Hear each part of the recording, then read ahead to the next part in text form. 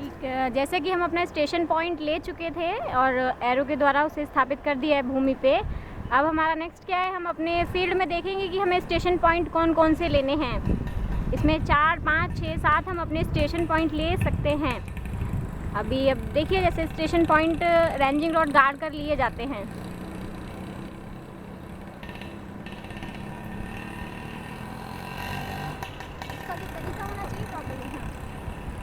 ये देखिए कि इनके दोनों पैरों के बीच में और इन्होंने किस तरीके से अपना रेंजिंग रॉड पकड़ा है। बिल्कुल नाक की सीध में रेंजिंग रॉड पकड़ा है। रेंजिंग रॉड पकड़ने का और गाड़ने का ये बिल्कुल सही तरीका है।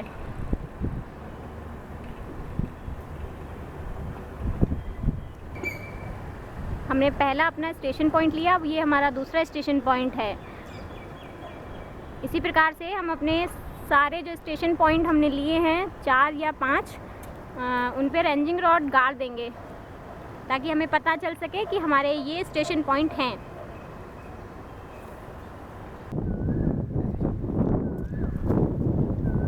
जैसे कि अभी नेक्स्ट स्टेशन पॉइंट हमारा लिया गया है, ये चल रहा है अभी।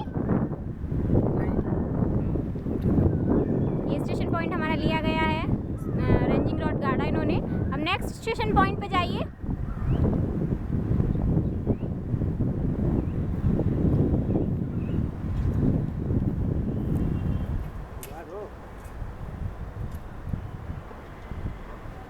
ये देखिए, एक स्टेशन पॉइंट लिया गया है।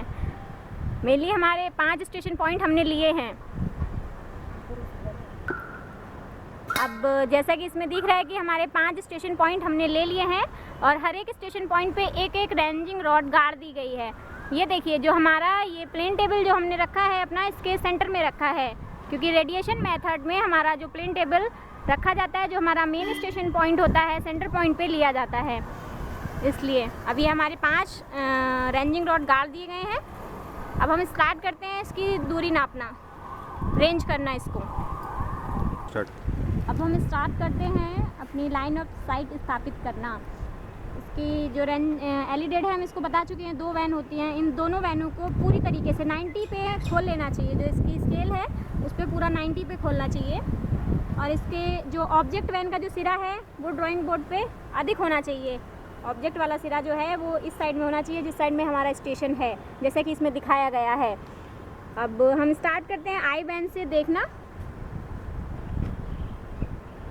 और एक चीज़ ये देखिए कि इसमें क्या होता है, इसका जो किनारा है वो बिल्कुल इसके जो हमारी ये पिन है, पिन से लगा हुआ होना चाहिए। जैसे कि आप देख पा रहे हैं कि ये पिन से लगा हुआ है। ठीक, अब ये देख रहे हैं हमारे स्टेशन को।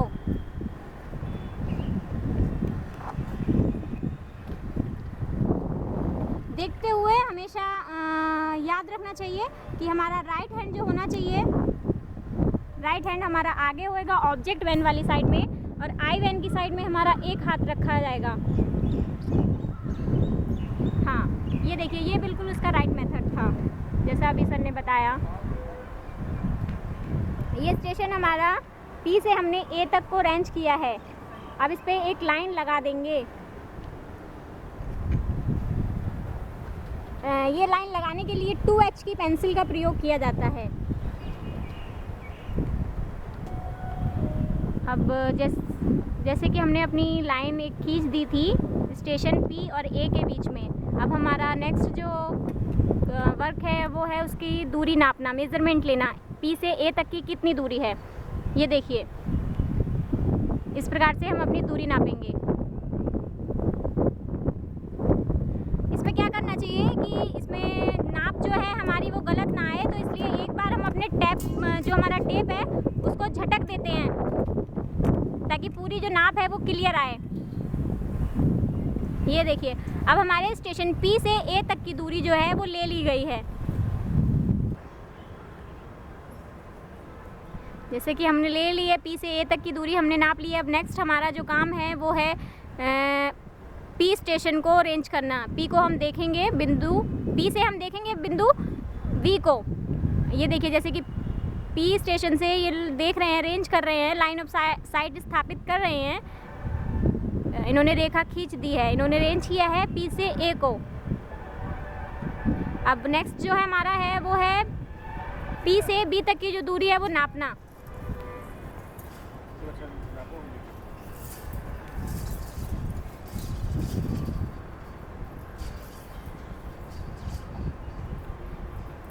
इसमें सेम प्रोसीजर हमारा है, जैसे हमने P से A तक की दूरी नापी है उसी तरीके से हमारी P से V तक की दूरी नापी जाएगी।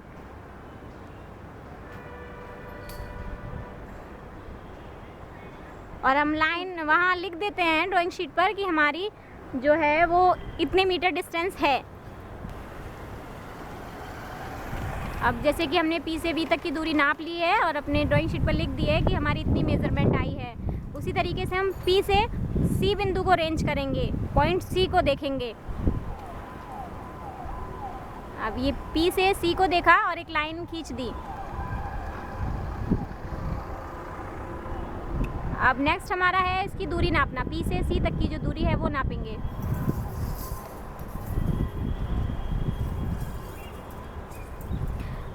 हमेशा जब भी हम सर्वे करते हैं, सर्वे करते समय हमें ये ध्यान रखना चाहिए कि जो प्लेन टेबल है, प्लेन टेबल पे अधिक से अधिक हम लोड डाल के ना खड़े हों।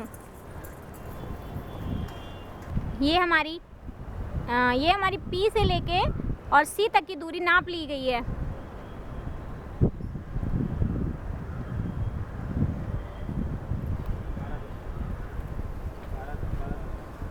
ये देखिए, अब जैसे हमने बिंदु A, बिंदु B, बिंदु C तक की P से दूरी ले ली है, उसके बाद में हमारा नेक्स्ट जो है पॉइंट D को हम देखेंगे। ये रेंज किया हमने पॉइंट P से लेके D को और एक रेखा खींची। P से लेके D तक की दूरी नापी जाएगी।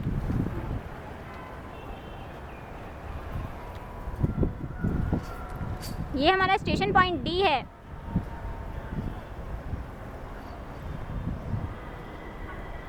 जब भी हम अपनी मेज़रमेंट लें तो उस समय ध्यान रखें कि टेप को एक बार झटक दें, ताकि अगर कोई मिस्टेक हो रही है तो वो ठीक हो जाए। टाइट करके हमेशा टेप को जो है पकड़ें, क्योंकि हमारे पास इस टाइम स्टील टेप उपलब्ध है तो इसमें थोड़ा दिक्कत होती है मेज़र करने में। ये हमने अपने 4 स्टेशन पॉइंट जो ले लिए हैं। नेक्स्ट हमारा है last station point, point E। इसको हम रेंज कर रहे हैं। हमारा जो मेन स्टेशन पॉइंट है वो है P, जहां हम खड़े हैं। P से हम पॉइंट E को देख रहे हैं। फिर एक रेखा खींच देंगे।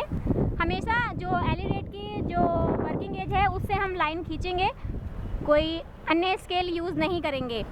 ये लाइन खींच दी गई है। चलिए हम आपको दिखाते हैं कि लाइन ऑफ साइट कैसे। ये देखिए, जैसे आप देख पा रहे हैं कि जो इसमें ऑब्जेक्ट बैन में जो हॉर्स एयर लगा हुआ होता है, बिल्कुल उसके सीध में हमारा रेंजिंग रॉड आ रहा है, जो कि हमारा स्टेशन पॉइंट है एक, जो हमने माना है पॉइंट D। ये देखिए, जैसे हमने आपको दिखाया था कि लाइन ऑफ साइट कैसे स्थापित करते हैं। हम आपको दिखा चुके हैं कि जो हॉर्स एयर है उसकी सीध में था हमारा रेंजिंग रॉड। उसी तरीके से ये है नैरो स्लिट, जो कि आई वैन में होती है। ये है नैरो स्लिट जो कि आई वैन में है। इसकी सीध से हमारी एक लाइन ऑफ साइट स्थापित हो रही है, इससे लेके इस हॉर्स हेयर पे जा रही है जो कि ऑब्जेक्ट बैन में है, और जो हमारा रेंजिंग रॉड लगा है स्टेशन पॉइंट D पे, इनके बीच में, तीनों के बीच में एक लाइन ऑफ साइट स्थापित हो रही है। वो रेखा हमारे ड्राइंग शीट पर ले ली गई है। अभी हमारी पॉइंट P से लेके E तक की हमने दूरी नाप ली है, जो कि हमारे सारे स्टेशन पॉइंट की दूरी हम नाप चुके हैं और वो सारी रेखाएं हम अपनी ड्राइंग शीट पर बना चुके हैं। अब हमारा नेक्स्ट जो वर्क हमारा जो नेक्स्ट वर्क है, अब हमने अपनी इस ड्राइंग पे एक स्केल मान लिया है 1:100 की। 1 metre is equal to 100 centimetre. हमारी जो जैसे कोई फील्ड में हमारी जो मेज़रमेंट 1 मीटर है, उसको हम अपनी ड्राइंग शीट पर जो मानेंगे 1 मीटर को 1 सेंटीमीटर मान के चलेंगे। अब जैसे कि जो फील्ड में हमारे जो स्टेशन पॉइंट लिए हैं वो हमेशा हम कैपिटल लेटर में दिखाते हैं, अल्फ़ाबेट के कैपिटल लेटर में हम दिखाते हैं, A B C D E। अब जब हमने वो ट्रांसफ़र किए हैं अपने ड्राइंग शीट पर, तो हमने उनको अल्फ़ाबेट के स्मॉल लेटर से लिया है, small a, small b, small d and e। जितनी जितनी हमारी मेज़रमेंट आएगी उसके हिसाब से हमने ले लिया है। निशान लगा दीजिए और इसको एक बहुभुज में डिवाइड कर ऊपर उठा लेना कैमरे को, साथ ही साथ लाइन दिखे जाती है। ये अब हमारे मतलब स्केल मान के हमने उस पर ड्राइंग शीट पर अपनी रेखाओं पे पॉइंट लगा दिए हैं।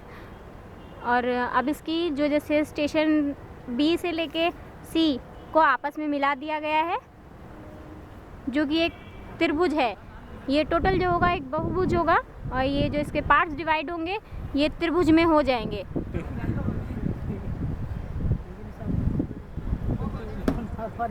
क्या हुआ?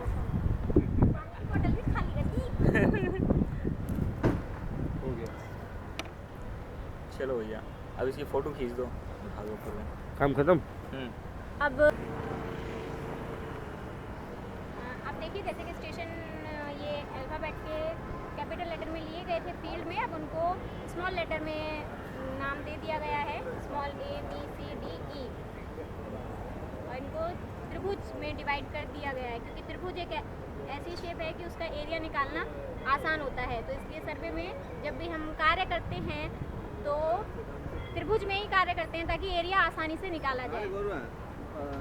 सर्वे का जो है रेडिएशन मेथड का कार्य है वो हमारा पूरा हो चुका है।